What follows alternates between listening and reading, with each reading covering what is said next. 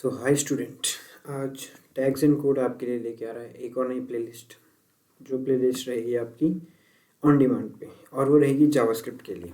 Okay, तो मैं कहना क्या चाहता हूँ, मैं ये कहना चाहता हूँ कि जावास्क्रिप्ट में हम लेके आए हैं एक नया topic, JS on demand. Means कि ये हमारी पूरी प्लेलिस्ट रहेगी जावास्क्रिप्ट की ऑन डिमांड पे, जिसमें आप लोग बताओगे कि आपको किस टॉपिक पे वीडियो चाहिए, किस कंटेंट के ऊपर आपको ब्रीफली समझना है, जो हम इस वीडियो के अंदर बनाएंगे, जो इस प्लेलिस्ट के अंदर रहेगा उसके अंदर वीडियो हमारी मिलेगी। ठीक है, तो ये सारी चीज़ें होने वाली है इसके अंदर। तो अभी मेरे पास जो करंट पे रिक्वायरमेंट है वो है, अभी अभी कुछ स्टूडेंट्स हैं मेरे जो है कि ऑफलाइन बैच स्टार्ट किए हैं और साथ ही में कुछ ऑनलाइन है। जो कुछ ऑनलाइन स्टूडेंट्स हैं उनका कहना है कि उनको जावास्क्रिप्ट से रिलेटेड जो डीस्ट्रक्चरिंग और इसके अलावा closure, lexical scoping, string interpolation, ऐसे टाइप के छोटे छोटे जो बेसिक टॉपिक्स रहते हैं उनके ऊपर एक बेसिक वीडियो चाहिए पहले। उसके बाद धीरे धीरे वो एडवांस की तरफ मूव ऑन करेंगे। तो आज हम लेके आए हैं जो ये पहली वाली वीडियो रहेगी, तो हम इसको बनाते हैं डिस्ट्रक्चरिंग के ऊपर। तो डिस्ट्रक्चरिंग को अच्छे से समझते हैं, डिस्ट्रक्चरिंग क्या होता है। तो बहुत ही जल्द आपको अभी इसमें कुछ 2-4 प्लेलिस्ट, एक नोड.जेएस, एक HTML, ये तो बेसिक प्रैक्टिस के लिए होती है। ये तो हमारा छोटा सा किड्स क्लासेस का रहता है, वो हम यहाँ पे मेंशन कर देते हैं कभी कभी। और ये रहता है हमारा रिएक्ट। तो अब यहाँ पे 5th एक प्लेलिस्ट और बन जाएगी, which is JS on demand, means JavaScript on demand. Okay, तो यहाँ पे हम समझते हैं अपने डिस्ट्रक्चरिंग को जावास्क्रिप्ट के अंदर क्या होता है। अगर हम इसकी एक बार डेफिनेशन देखें तो आई थिंक सो यहाँ पे डेफिनेशन तो हमें किस तरीके से दिखाएं, ये देखते हैं क्या कहना चाहता है। डिस्ट्रक्चरिंग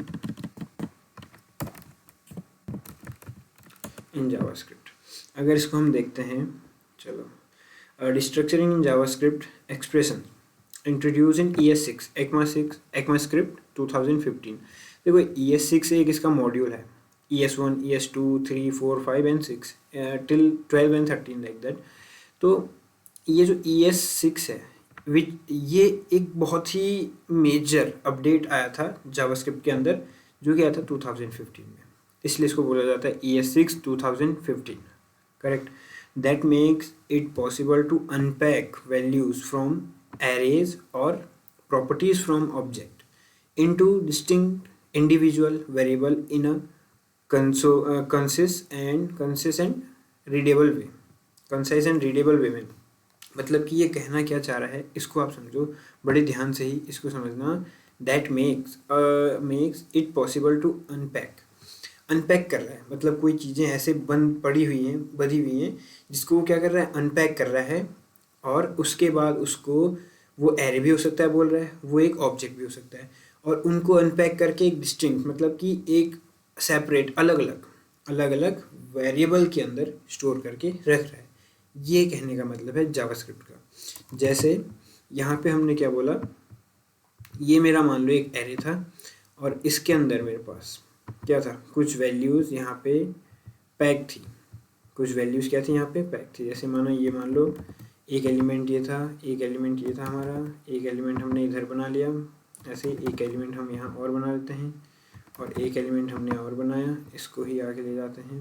ओके, इसको ही हमने इधर मूव कर दिया, इसी के साथ एक एलिमेंट और बना लिया। ये हमारे एलिमेंट पैक्ड हैं। किसके अंदर पैक हैं, ये हमारा एरे है। देखो ध्यान से देखना, मानो ये हमारा एक एरे है, इस एरे के अंदर मेरे 6 एलिमेंट पैक हैं। अब इन 6 एलिमेंट को मैंने बाहर निकालना है, मतलब अनपैक करना है, एक एक करके क्या करना है, इस जावास्क्रिप्ट की ये जो एरे है, इस एरे से मैंने बाहर निकालना है, इसको कोई वेरिएबल दे देना है। Let's say variable equals to हो गया ए। अभी के लिए सीधे से हमने ऐसे लिखा, ये वेरिएबल हो गया। दूसरी वैल्यू को बाहर निकाला, अनपैक किया, इसको एक वेरिएबल दे देंगे, ये इसका वेरिएबल क्या हो जाएगा, इसको आप दे दो बी, ये हमने दे दिया बी। इसको बाहर निकाला, इसको हमने दे दिया वेरिएबल एक सी। इसको हमने इस वैल्यू को भी बाहर निकाला एलिमेंट, इसको हमने वेरिएबल दे दिया। इसको हम क्या वेरिएबल दे देंगे, इसको यहाँ पे रख लेंगे, यहाँ पे लिख देते हैं इस जगह पे इक्वल्स टू डी। ऐसे करके इनको भी बाहर निकाला, ठीक है, इनको अनपैक कर लिया एक वेरिएबल के अंदर, इनको भी। अब इसका मतलब ये नहीं कि हमारा एरे ख़त्म हो गया, नहीं, ये है एरे के ही अंदर, बट इनकी हमने डायरेक्ट एक रेफरेंस बना दिया किसी वेरिएबल के साथ में। मतलब ये है हमारे एरे के ही अंदर, इसका एक डायरेक्ट रेफरेंस बना दिया हमने इस वेरिएबल के साथ में। अब आपको जब भी इस एलिमेंट को एक्सेस करना होगा, इस पर्टिकुलर वेरिएबल को कॉल करो और आपको ये एलिमेंट मिल जाएगा जो आपके एरे के अंदर एग्जिस्ट करता है। ये कहने का मतलब है डिस्ट्रक्चरिंग का।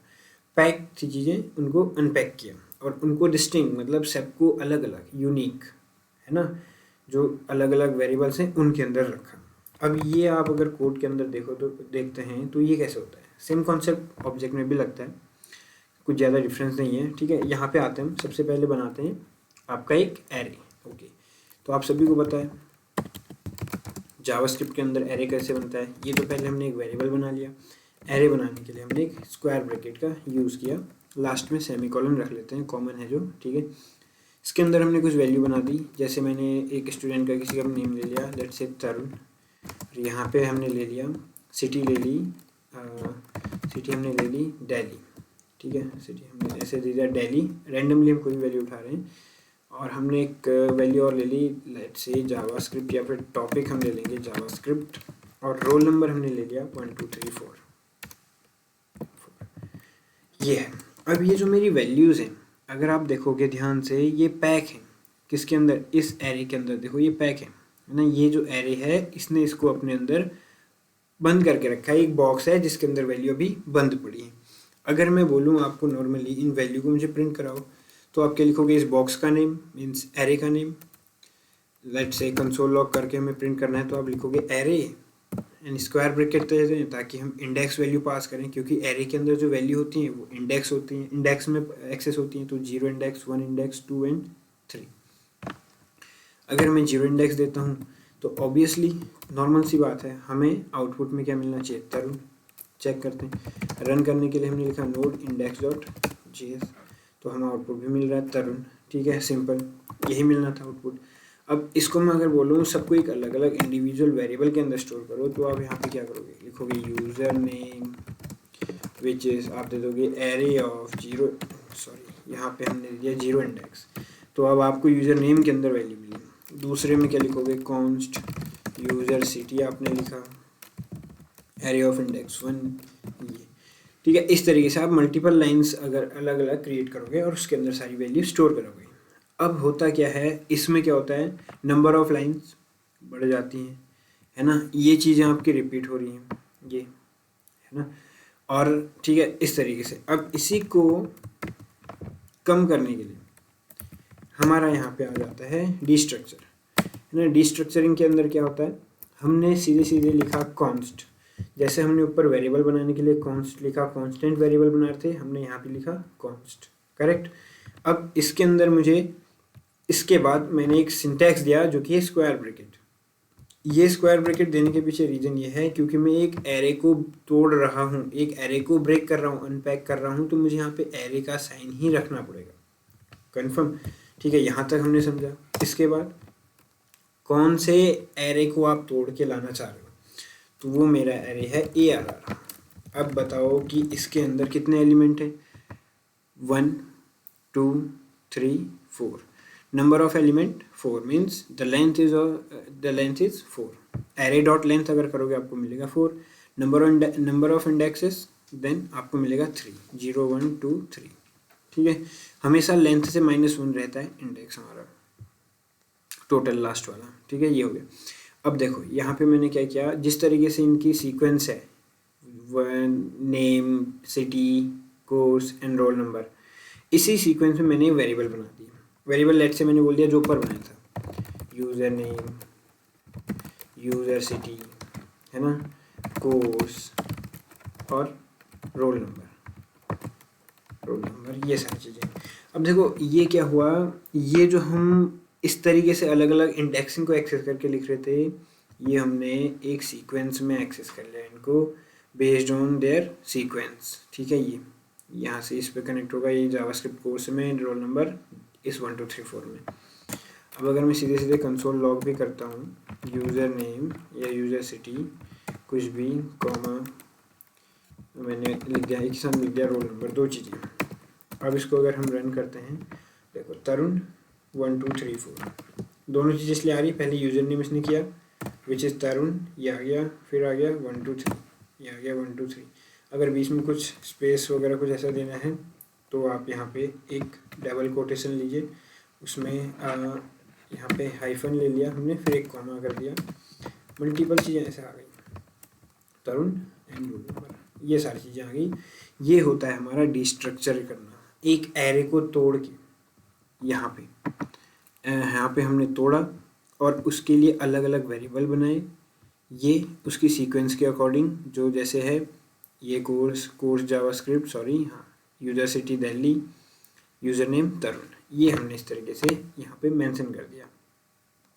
बस इतना ही होता है आपका डिस्ट्रक्चर करना, मतलब अनपैक कर दिया आपने उसको, ठीक है, अनपैक कर दिया। आप मार्केट गए, मार्केट के अंदर से आप क्या लेके आए, सब्जी लेके आए। शुरू में आप क्या करते हो, सारी सब्जी एक ही बैग में रख देते हो, उसके बाद घर आने के बाद हर वेजिटेबल को, हर सब्जी को उसके अकॉर्डिंग जिस बकेट में उसको रखना है उस अकॉर्डिंग उस बकेट में आप सेपरेट करके रख देते हो। तो वही चीज़ यहाँ पे भी है, जिसमें हमें जिस वैल्यू को रखना था उस वैल्यू के लिए अलग अलग बकेट्स बनाए, मतलब वेरिएबल बनाए, और कौन से बॉक्स को, कौन से बैग को, अभी बताया मैंने बैग, तो उसको आपने मेंशन किया, बस उसके अंदर सारी चीज़ें मेंशन कर दी, सिंपल से। इस तरीके से आपने डिस्ट्रक्चर कर लिया। तो ये तो हो गया हमारा एरे डिस्ट्रक्चरिंग। नेक्स्ट आता है ऑब्जेक्ट डिस्ट्रक्चरिंग। ऑब्जेक्ट में सिंपल ऑब्जेक्ट बनाओ, मैंने लिखा student data equals to object बनता है इस तरीके से। ध्यान रहे ये इतना सा वेरिएबल बन रहा है, ऑब्जेक्ट का साइन होता है ये। और कमेंट में मेरे को बताओ कि एरे एंड ऑब्जेक्ट दोनों किस टाइप के डेटा टाइप हैं, प्रिमिटिव या फिर नॉन प्रिमिटिव। आपका आंसर आना चाहिए कमेंट में, और उसके नीचे हो सके तो कुछ अगर उसके बारे में डिस्क्राइब कर सकते हो तो क्यों प्रिमिटिव है या क्यों नॉन प्रिमिटिव है, ठीक है। इसके बाद नेक्स्ट वीडियो के लिए नया क्वेश्चन रेडी है। ओके, पहले आप इसका आंसर करना, देखते हैं इसमें क्या करना है। तो ये ऑब्जेक्ट के अंदर हमने देखा कि होता क्या है, की एंड वैल्यू का पेयर। तो सिंपल आपने की बनाई, यहाँ पे दे दिया आपने यूज़र वैल्यू तो ऊपर दे चुके हैं, हम देते हैं यहाँ पे स्टूडेंट नेम, और यहाँ पे की। अब जब ऑब्जेक्ट बनाते हो ध्यान रखना है, यहाँ पे इक्वल्स नहीं आता है, यहाँ पे आता है यहाँ पे आता है कोलन, ठीक है। सेमी कोलन कुछ इस तरीके से होता है, ये हमारा आएगा कोलन। कोलन के बाद इसके अंदर वैल्यू आ जाएगी, यहाँ पे मैंने दे दिया यूज़र का नेम दे देते हैं अनुज, ठीक है। इसके बाद स्टूडेंट नेम के बाद हमने अनुज दे दिया, लास्ट में कॉमा सेपरेट करने के लिए दूसरे की को ही। यहाँ पे हमने बोल दिया स्टूडेंट सिटी हमने दे दिया नैनीताल। ये हमारा एक स्टूडेंट है अनुज, वो रहता है नैनीताल, एंड हमारा यहाँ पे हो गया सिटी कोड 1 2 3 4 5 6 7, ये सिटी कोड दे दिया हमने। ओके, इतना किया। अब नेक्स्ट क्या है, नेक्स्ट इसमें डिस्ट्रक्चरिंग कैसे होगी। अगर हम बेसिक अगर इसको देखें तो अगर मैं बोलूँ कोई स्टूडेंट अगर चाहे अनुज प्रिंट करना तो वो क्या करेगा, सिंपल सा है, कंसोल लॉग के अंदर आप जाओगे, ऑब्जेक्ट डॉट की, तो आपका ऑब्जेक्ट है स्टूडेंट डेटा, डॉट की आपकी क्या है student name, student city, user city, यहाँ पे student data, okay sorry student data नहीं, यहाँ पे आ जाएगा स्टूडेंट नेम, ये आ गया, या फिर सिटी कोड, ये इसको मैंने लिखा है यहाँ पे, तो नीचे इसके सिटी कोड आ गया 1 2 3 4 5 6, ठीक है। ये आउटपुट इसका आ रहा है, इसको अभी हम कमेंट कर लेते हैं। लो, कमेंट मतलब ब्राउजर्स को रीड नहीं करेगा, कंपाइलर। तो यहाँ पे हमने देखा 1 2 3 4 5 6 7। अब इसको डिस्ट्रक्चर करने का एक रूल है, हाँ डिस्ट्रक्चर ये भी होता है, बस इसका एक रूल हमें फॉलो करना पड़ता है। If you want to destructure an object then आपके जो वेरिएबल बनेंगे वो इन की से मैच होनी चाहिए, बस उसको कुछ नहीं चाहिए बाकी। जब आप उस ऑब्जेक्ट को डिस्ट्रक्चर करो तो जो नीचे वेरिएबल बनाओ उसको उसकी की से मैच करा दो, वो खुद ही वैल्यू निकाल लेगा। कैसे, सुनने में थोड़ा इजी लग रहा होगा या अजीब लग रहा होगा, देखते हैं। सबसे पहले मैंने लिखा कांस्टेंट वेरिएबल बनाई। अब ये क्यों लगाया, अभी मैंने बताया था जिसको मैं तोड़ूंगा, एरे को डिस्ट्रक्चर कर रहे हैं तो एरे का साइन आएगा, ऑब्जेक्ट को डिस्ट्रक्चर कर रहे हैं तो ऑब्जेक्ट का साइन आएगा। तो ऑब्जेक्ट को तोड़ा हमने, ऑब्जेक्ट को लिखा, और कौन से ऑब्जेक्ट को तोड़ा उसका नेम यहाँ पे लिखा, ठीक है।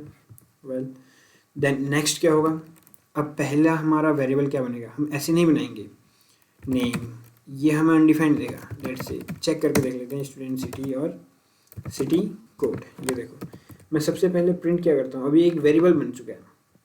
अब ये आपको दिख तो रहा है इस तरीके से कुछ, पर ये सब वेरिएबल बन रहे हैं और सारे बन रहे हैं कांस्टेंट वेरिएबल। अब ये इसी का शॉर्टकट बन रहा है, जैसे मैं ये लिखता हूँ कॉन्स्ट यूज़र नेम, यहाँ पे ARR, यहाँ पे 0 लिखना, फिर यूज़र सिटी, इसका ही शॉर्टकट ऊपर बन रहा है। अगर मैं इसको यहाँ पे अनकमेंट करूँ, देखो एक एरर आएगा, can not redeclare block scope variable user name. ये तभी आता है जब आप सेम, अगर आप कॉन्स्ट का यूज़ कर रहे हो और यूज़र नेम से कोई भी वेरिएबल ऑलरेडी बना है, दोबारा उसी वेरिएबल को दोबारा रीअसाइन करोगे, वहाँ पे रीडिक्लेयर करोगे, तो ये एरर देता है। तो अब आपको समझ में आ रहा होगा कहीं ना कहीं। तो ये एक वेरिएबल की तरह परफॉर्म कर रहे हैं यहाँ पे, ठीक है। और ये भी, ये इसकी की तरह बनाना पड़ता है। देखो अभी दिखाते हैं, हम यहाँ पे लिखा, इसको पहले चेक कर लेते हैं, क्रॉस चेक कर लेते हैं। नेम यहाँ पे लिखा, चेक किया अनडिफाइंड, बिकॉज नेम करके कोई की यहाँ पे एग्जिस्ट नहीं करती है हमारे इस ऑब्जेक्ट के अंदर। ओके, तो यहाँ पे करना क्या है, आपने ये की और ये वेरिएबल जो बनेगा दोनों सेम होनी चाहिए, और वैसे इसको यहाँ पे मेंशन करो। अब जाके देखो टर्मिनल में, अब आपको नेम मिलेगा अनुज। वेरी गुड, यहाँ तक आपने अगर कर लिया, अगर आपने समझ लिया है तो ये समझो कि आपको रीस्ट्रक्चरिंग का कॉन्सेप्ट समझ में आ गया है, ठीक है। अब देखो यहाँ पे हमने क्या किया, स्टूडेंट डेटा को यहाँ पे तोड़ा, डिस्ट्रक्चर किया, करेक्ट। इसको तोड़ के हमने अलग अलग वैल्यूज़ यहाँ पे रखी जो कि एक वेरिएबल की तरह बिहेव कर रहे हैं, और वो हमारे इस की से मैच कर रहे हैं, ठीक है। इस की से मैच कर रहे हैं, तो फाइनली क्या हो रहा है, ये की से मैच कर रहे हैं, बट ये बन एक वेरिएबल रहे हैं जो कि कांस्टेंट वेरिएबल है। ये एक कांस्टेंट वेरिएबल बन रहे हैं और उनको हम नीचे एक्सेस कर रहे हैं। तो ये होता है हमारा डिस्ट्रक्चर। ओके, नेक्स्ट वीडियो में हम देखेंगे closer and lexical scoping. Very important topic है आपका जावास्क्रिप्ट में, और कहीं भी आप इंटरव्यू दो, अगर वो जावास्क्रिप्ट से रिलेटेड है तो आपके जावास्क्रिप्ट के इंटरव्यू में वो लेक्सिकल स्कोपिंग एंड क्लोजर तो 100% आना ही है, वो पूछा जाएगा। ये बहुत इंपॉर्टेंट एक इसका टॉपिक है जावास्क्रिप्ट में। ओके, तो फिलहाल इसको समझो, जहाँ पे समझ में ना आया हो वीडियो का वो टाइमलाइन, जो टाइम स्लैब है वो मेंशन करो और उसके ऊपर अपना डाउट लिखो। और हाँ, जो क्वेश्चन मैंने पूछा था, डिफरेंस बिटवीन डेटा टाइप्स, ये चीज़ भी बता सकते हो आप, primitive and non primitive, and second what is the data type of object, like ये किस टाइप का डेटा टाइप है, प्रिमिटिव और non primitive, object and array दोनों का। ओके, मुझे वेट रहेगा आपके आंसर का, specially offline batch also. Okay, bye bye.